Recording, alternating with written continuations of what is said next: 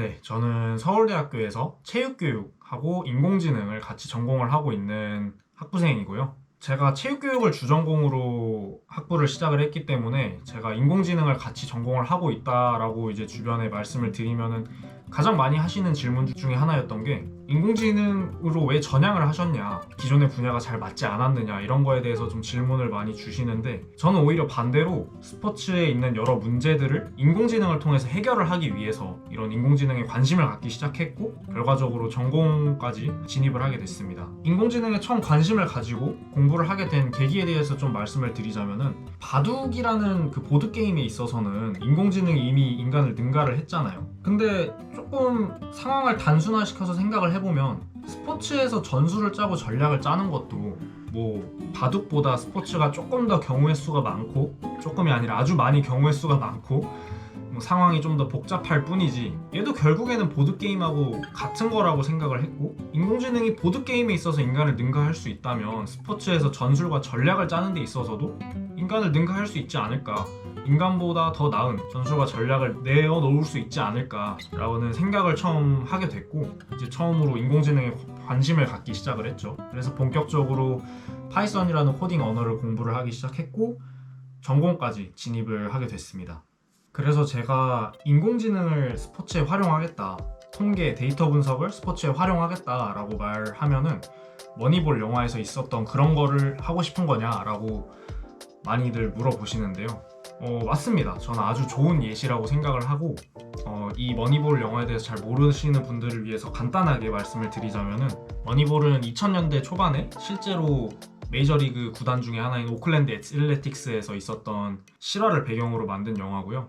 오클랜드 애슬레틱스라는 팀이 돈이 없는 좀 가난한 구단입니다. 근데 이 구단이 안 그래도 힘든데 자꾸 부자 구단에서 좋은 선수들은 다 뺏기고 막 이런 힘든 상황을 겪고 있었는데, 여기서 빌리빈 단장, 브래드 피트가 연기를 하는 역할이고요. 빌리빈 단장이 통계 분석, 데이터 분석을 적극적으로 들여오면서 실제로 그 부자 구단들만큼 좋은 성적을 내고 야구의 패러다임을 변화시키는 그런 스토리입니다.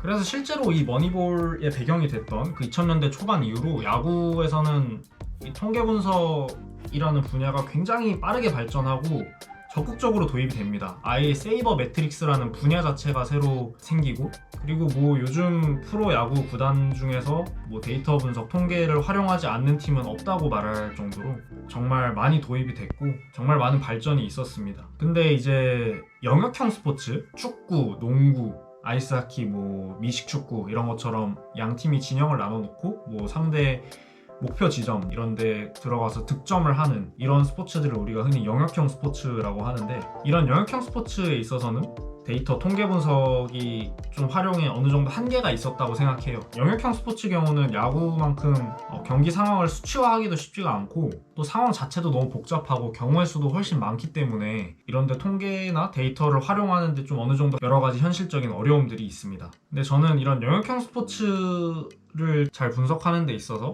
여러 가지 있는 문제점들, 한계점들을 극복하는데 인공지능이 그 해답이 될 수 있다라고 생각을 해요. 그래서 인공지능이 뭐냐에 대해서 좀 간단하게 설명을 드리려고 하는데요. 인공지능, 그 중에서도 딥러닝에 대해서 좀 설명을 드리려고 해요. 인간의 뇌를 보면은 한 1000억 개 정도의 뉴런, 신경세포들로 구성이 되어 있다고 해요. 그리고 우리가 어떤 생각을 하거나 어떤 활동을 할 때 이 뇌를 관찰을 해보면은 이 뉴런들끼리 전기 신호를 막 주고받습니다. 창작을 하거나 뭐 글을 쓰거나 멋진 그림을 그리거나 뭐 어떤 걸 보고 판단을 하거나 이런 것들이 다 뇌 속의 뉴런들의 이런 전기 신호를 주고받는 과정으로부터 수행이 되는 건데, 이런 인간의 뇌 속에 있는 이런 뉴런들의 활동들을 모방해서 컴퓨터로 구현을 한 게 딥러닝이에요. 어떤 노드들을 만들고 얘네들끼리 연결을 해서 전기 신호를 주고받을 수 있게 쭉 만들어서 우리가 원하는 어떤 과제를 수행할 수 있도록 잘 학습을 시키면 굉장히 잘 수행을 한다는 겁니다. 정말 단순한 과제들 뿐만 아니라 요즘은 인간 고유의 영역이라고 여겼던 창작의 영역들, 뭐 글을 쓰거나 시를 쓰거나 소설 쓰거나 그림을 그리거나 작곡을 한다거나 대중들에게 가장 핫한 이슈가 되고 있는 그런 챗 GPT, 이런 예시들이 많이 나타나고 있습니다. 우리가 흔히 잘 수행은 하지만 말로 잘 설명할 수 없는 어떤 그 무언가를 직관이라는 단어로 표현을 해요. 근데 이 딥러닝도 마찬가지죠. 이 모델 자체가 우리 뇌의 뉴런을 모방해서 전기 신호를 주고받게 만들고 또 어떤 프로세스를 거쳐서 과제를 잘 수행하는지 우리는 몰라요. 또 이제 이 분야에 대해서 설명하고자 하는 뭐 Explainable AI 해서 XAI라는 분야가 또 따로 있긴 한데 아직은 우리가 이걸 정확하게 알지는 못합니다.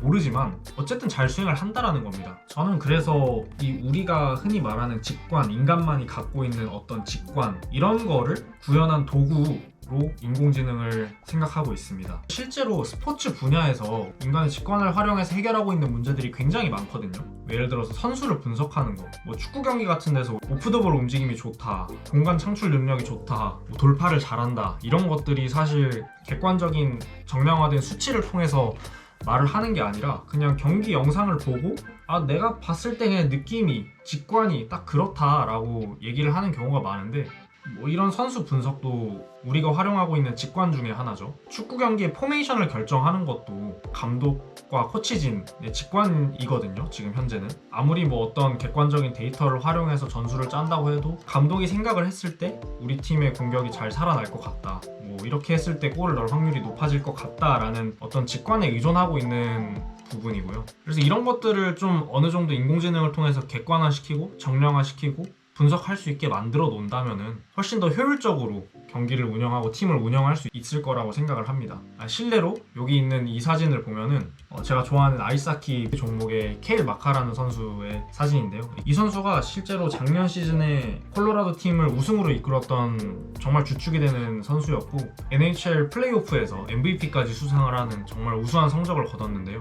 이 선수가 1라운드 4픽이었어요. 그럼 이 앞에 있었던 세 팀, 1픽, 2픽, 3픽을 했던 이 세 팀은 이 선수에 대한 평가를 잘못한 거고 굉장히 큰 손실을 얻은 거죠. 이런 일들이 실제로 정말 비일비재하게 많이 일어나고 있습니다. 특히나 저는 영역형 스포츠에서 많이 일어나고 있다고 생각을 하고 인공지능 그중에서 특히 딥러닝 기술 이런 것들을 스포츠에다가 어떻게 활용을 할 거냐라는 거를 생각을 해봤을 때 선수 평가, 선수 영입 이런 데 실질적으로 바로 인공지능을 활용할 수 있을 거라고 생각을 하고 또 뭐 이런 것뿐만 아니라 굉장히 무궁무진해요. 활용될 수 있는 방향이 선수들 훈련 스케줄을 짜거나 뭐 컨디셔닝을 하거나 실제로는 요즘 뭐 선수들의 부상 예측을 하는데도 인공지능을 활용하는 그런 게 학술적으로도 굉장히 많이 진행이 되고 있어요. 그래서 좀 내용을 정리를 해보자면은 저는 스포츠, 그 중에서도 영역형 스포츠에서 일어나고 있는 그런 현실적인 문제들을 인공지능을 통해서 좀 해결을 해보고 싶다라고 이렇게 정리를 할 수 있겠고요. 그래서 이 영상을 시작으로 앞으로 제가 겪게 되는 과정들을 영상으로 조금 남겨보려고 합니다. 우선 이런 영역형 스포츠에서 그런 문제를 해결하기 위해서 가장 선행되어야 하는 거는 경기 자체를 데이터화하는 거예요. 이 경기장에 선수들의 위치가 어디인지 정확하게 숫자로 좌표로 표현을 하고 공의 위치도 표현을 하고 선수들의 동작, 몸의 움직임도 숫자로 표현을 할 수 있는 그런 과정들이 일단 선행이 되어야지 인공지능에 활용을 할 수가 있고 우리가 원하는 대로 데이터를 가공하고 할 수가 있습니다. 그래서 일단 첫 번째 프로젝트로 지금 생각을 하는 게 축구 경기를 전부 데이터화할 수 있는 수치화할 수 있는 어떤 툴을 제작을 해보려고 합니다. 종목을 축구로 선정을 했던 거는 가장 일반적이고 대중적인 종목이라서 그랬고요. 그만큼 축구 경기에 대한 데이터들이 굉장히 많고 경기 영상들도 양질의 데이터들이 충분히 많기 때문에 제가 뭔가 하고 싶은 걸 하는 데 있어서 그나마 가장 유리한 종목이라고 생각을 했고요. 또한 가장 대중적인 스포츠이기 때문에 제가 이 툴을 만들었을 때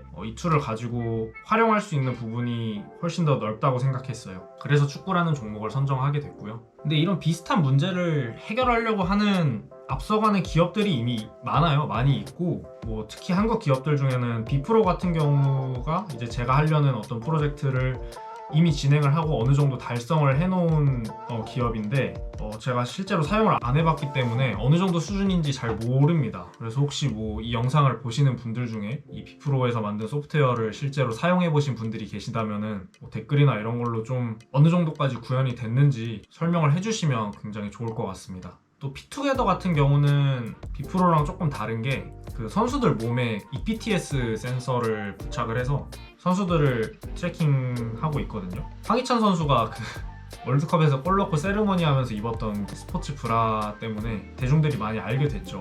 여튼 이런 앞서 나가고 있는 기업들이 이미 있고 실제로 어느 정도 목적을 달성을 하고 있는 것 같아요. 그래서 구체적으로 지금부터 제가 하려고 하는 거를 좀 단계별로 나눠서 설명을 드릴 텐데요.